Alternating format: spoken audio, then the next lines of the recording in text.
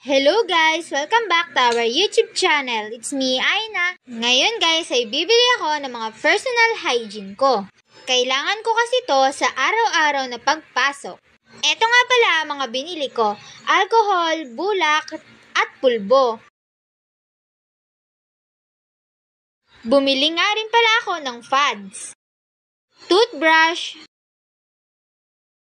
lotion, at sabon. Titingin nga rin pala sana ako ng mga tsinelas, kaso nga lang ang mamahal, hindi kaya ng budget ko. Tapos na akong mamili guys, update ko na lang ulit kayo sa mga susunod na video. That's all for today guys, if you like our video, don't forget to buy us a cup of Coke or coffee and see you next time. Bye!